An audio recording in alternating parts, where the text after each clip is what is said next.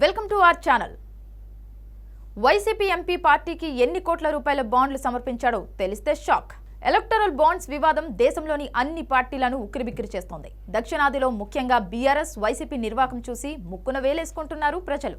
అధికారంలోకి వచ్చిన తర్వాత ఈ రెండు పార్టీలు తమ అనుయూయులను ఏ స్థాయిలో దోచిపెట్టారో స్పెషల్గా చెప్పాల్సిన పని లేకుండా ఎలక్టోరల్ బాండ్స్ రూపంలోనే అర్థమయ్యేలా చేశాయనే ఆరోపణలు, విమర్శలు తలెత్తుతున్నాయి.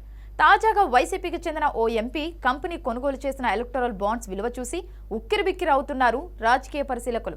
వైసీపీ ఎంపీ ఆళ్ల అయోధ్య రామిరెడ్డి కంపెనీ రాజకీయ పార్టీలకు 105 కోట్ల రూపాయలు విరాళంగా ఇచ్చింది. తమ నిర్మాణ సంస్థ Chennai green Woods private limited electoral బాండ్ల ద్వారా 105 కోట్ల రూపాయలు విరాళంగా ఇచ్చింది. ఫిబ్రవరి 2006లో స్థాపించబడిన కంపెనీ 43.74 కోట్ల రూపాయల చెల్లింపు మూలధనాన్ని కలిగి ఉంది. ఇది హైదరాబాద్లోని రామ్కీ టవర్స్లో పనిచేస్తుంది. రామ్కీ టవర్స్ అనేది హైదరాబాద్ ఆధారిత రియల్ ఎస్టేట్ మరియు ఇన్ఫ్రాస్ట్రక్చర్ డెవలప్మెంట్ కంపెనీ అయిన రామ్కీ గ్రూప్ అఫీషియల్ అడ్రస్.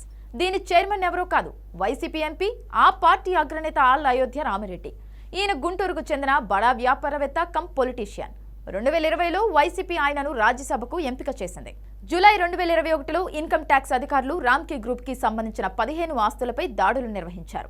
అందులో హైదరాబాద్ ప్రధాన కార్యాలయంతో సహా కల్పిత నష్టాల ద్వారా 1200 కోట్ల రూపాయల పన్ను ఎగవేతపై దర్యాప్తు చేపట్టారు. మరి దీనిని మాఫీ చేసుకోవడానికో మరి ఎందుకో తెలియదు కానీ జనవరి 2022లో 40 కోట్ల రూపాయలు విరాళంగా ఇచ్చింది. ఇది ఏప్రిల్ 22లో 50 కోట్ల రూపాయలు, అక్టోబర్ 2023లో మరో 15 కోట్ల రూపాయలు విరాళంగా ఇచ్చింది.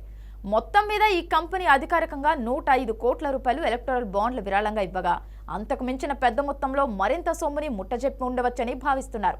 త్వరలో ఆ లెక్కలు కూడా బయటకు వస్తాయో లేదో చూడాలి.